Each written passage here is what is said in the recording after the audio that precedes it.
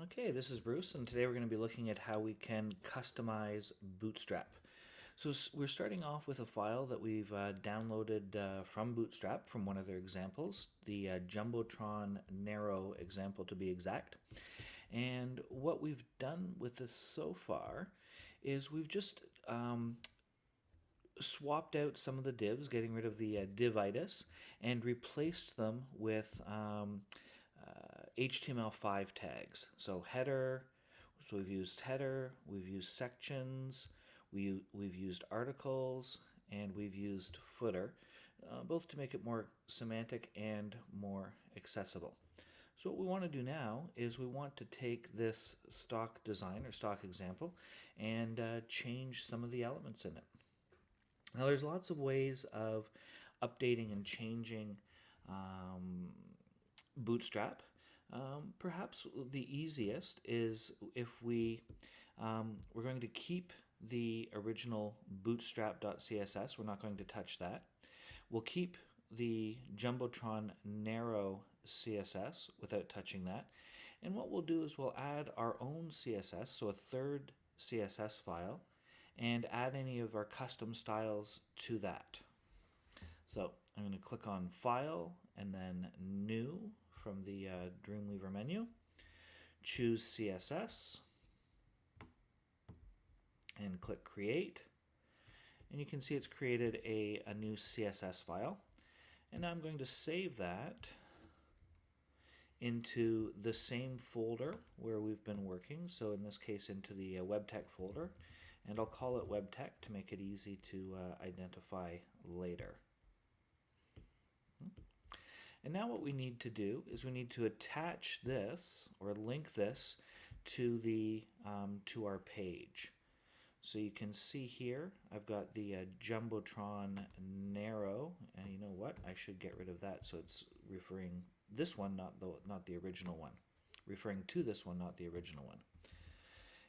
And now I'll add or I'll link the WebTech one as well. Save that. And just give it a second here, and you can see now, as well as the Bootstrap and the Jumbotron Narrow, we've also linked that CSS file that we've just created.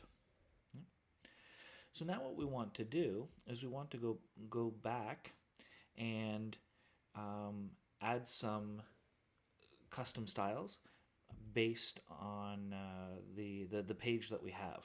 Let me just open these things up. You can see where I've got some elements that are hidden. So the first thing that we'll do is we'll add a custom background color. So I'm going to create a CSS style based on the body tag. So if to create that style, I'm just going to type in the name of the tag.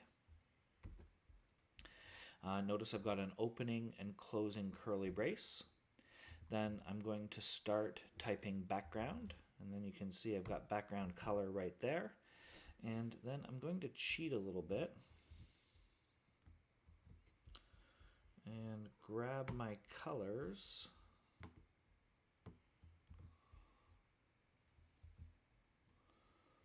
From here. Is that going to work? No, it's not going to work.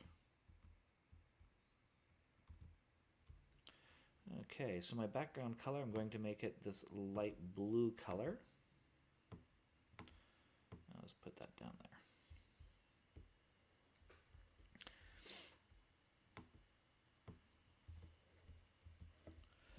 And if we go back to the design, you can see it's created that light blue color in the background using an RGB alpha or RGBA code, where obviously the first number is the red, second number is the green, third number is the blue, and the fourth number is the alpha or the transparency, and we can set that anywhere between 0 and 1, so like a percentage.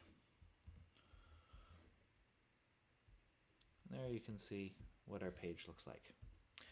Next thing we might want to do is change the color of the text or the fonts.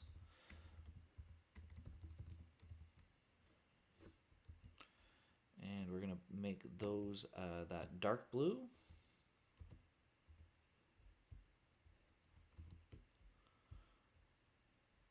There you can see the dark blue fonts.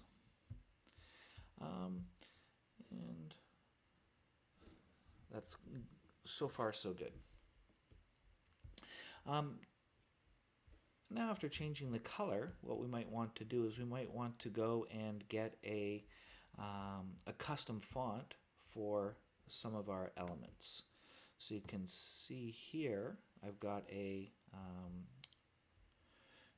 if we take a look at this, you can see this is an H1 tag inside the Jumbotron section. So what I'm going to do is go to Google Fonts.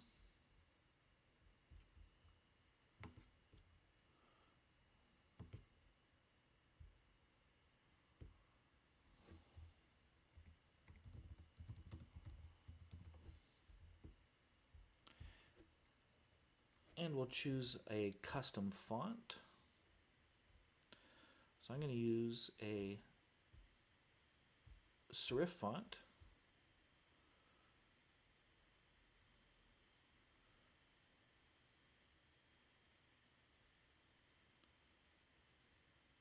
We'll try this Crete 1. So I'm going to choose this font for my my collection, or for my my page. So I'm going to add that to the collection. And so you can see here the font that I've added. I can review it here. And then I can click on Use. And it should show me, first of all, how to link to this font off of Google. So I'm going to copy this link href and paste that into the header of my page.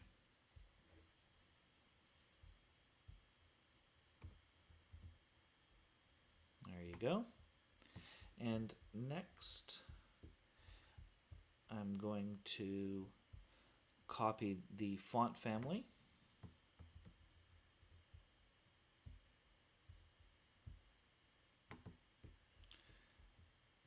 And then in my CSS file, I'm going to add a style for H1.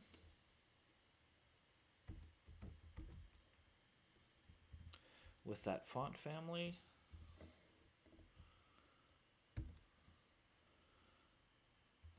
And now if I upload these,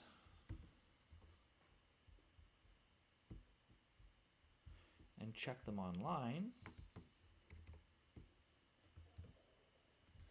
you should see that I've got the H1 using the custom font, which is a serif font, and the rest of the page is using the sans serif fonts. And so now what I would like to do as well is have my subheadings also show up as that same custom font. So if I do inspect element, I can see my subheadings are an H4. So again, I just right clicked on the subheading in the Chrome browser and clicked on inspect element, and it shows me the element as being an H4.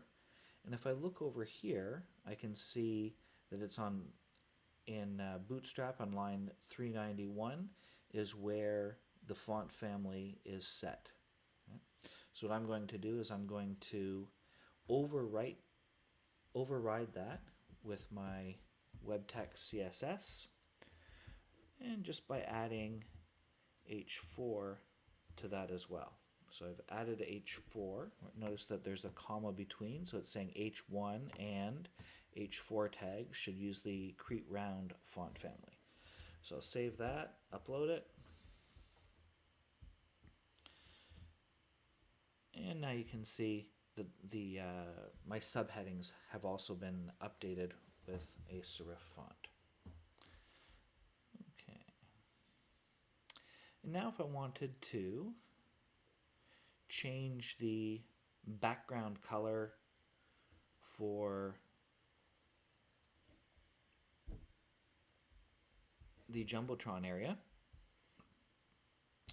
I'm just going to do an inspect element, make sure I'm on the Jumbotron area, and if I come over here, I can see that the background color is set on line 5223 of Bootstrap, and it's referring to the Jumbotron class. Right? So classes are indicated by prefixing the style with a dot. Right? To make it easy, make sure I don't make any spelling mistakes, I could just copy it right from here, paste that whole thing into my CSS page, get rid of anything I don't need, that I don't need to override at this point. And then we're going to change the background color to that same light blue.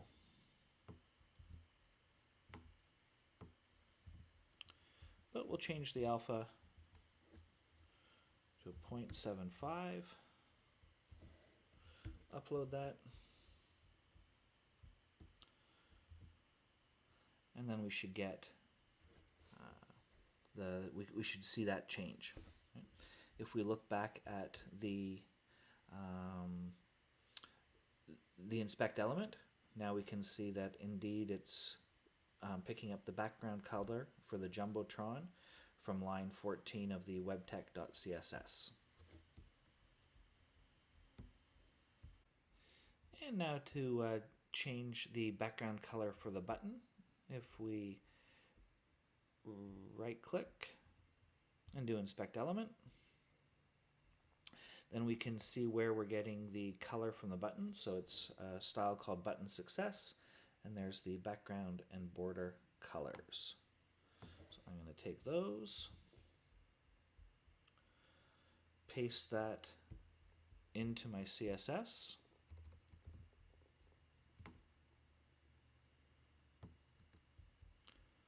and now I'm going to change the background color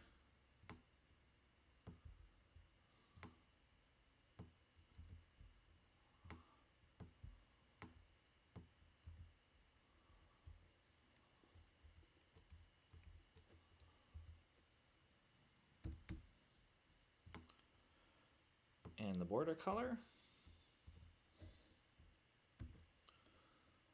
Upload that.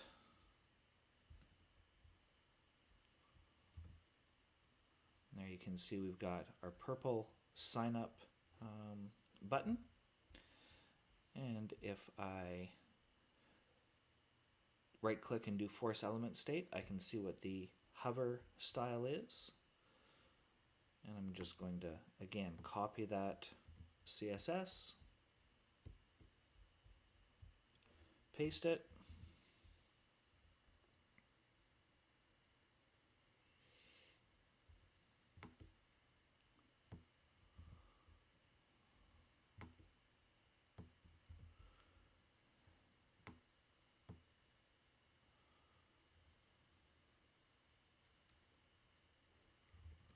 and change the colors.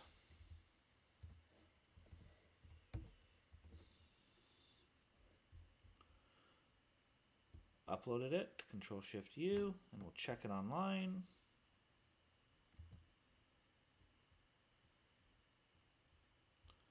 And there we go. Hope this helps.